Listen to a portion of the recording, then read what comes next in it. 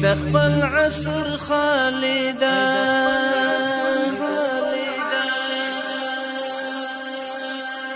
ای د وخت امام شاملا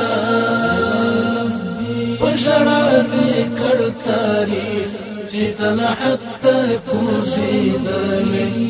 یو ستر بابي څنګه پټه خوله د خاورو شولو لاندې او یو نړۍ قصې پټه خوله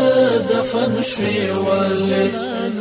جلال الدین لزمانې نه د تاریخ ستره ګیله جلال الدین لزمانې نه د تاریخ ستره ګیله جلال الدین حقانی د حقانیت بلدیوه جلال الدین د ملتو د ژوندانه ستره قصه